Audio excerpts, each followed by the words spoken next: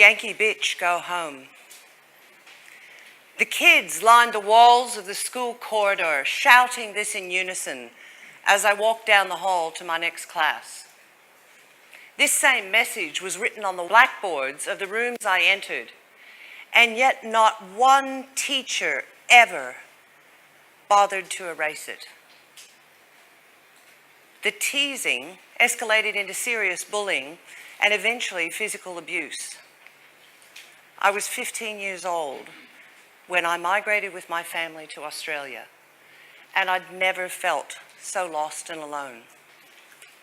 Now, thankfully, the bullying in our workplaces doesn't usually get quite that violent, but it's still there. Our workplaces are sick. Workplace bullying in Australia is 3 to 6% higher than the international average.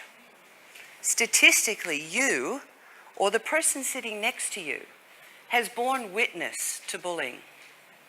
And at least a quarter of our fellow human beings in this room tonight have been on the receiving end of that. Can you imagine the physical and mental impact of this? It must be toxic. Now, Steve's work team was a classic example of what people resort to when they feel so powerless and so helpless. I could almost feel the venom dripping out of their pores as they walked into the room to spend the day with me. And I'll tell you, I had to work jolly hard to earn their trust. But when I did, the floodgates opened, and I could have cried for these people. Backstabbing and gossiping was the norm, and sadly, Paul was the victim of most of it. Most of the others were saying things like, well, some people are just bloody hard to work with, and that's never going to change. The mistrust in this team was palpable. After I let them feel heard, I was able to slowly but surely help them understand why they found some of the behaviors of other people really challenging to deal with. Generational, cultural, personality differences didn't mean that they couldn't work effectively together. After a deep understanding of the reasons behind the differences in themselves and each other, then they got to a point where they felt really normalized. And it was only then that they were able to start to entertain the idea of being flexible in their behaviors with each other. After a short 6 months, the sick leave in that team went down 62%. So from a venom-filled, backstabbing team came understanding and change. And both the business and the people were healed. You know, poor teamwork and unresolved conflict, we start to think, well, that's just the way it is. And leaders somehow hope that it's going to magically disappear. Well, I'm here to tell you tonight, there's no such magic.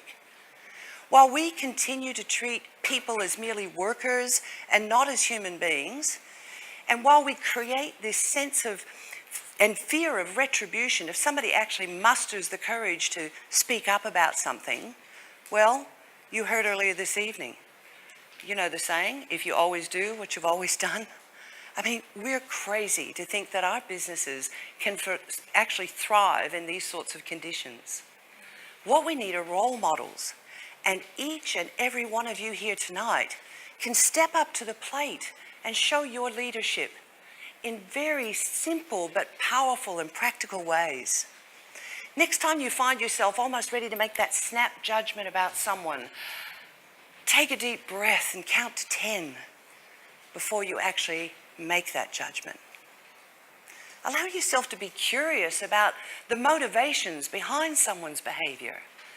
Ask questions to delve deeper into their reasoning for decisions they make.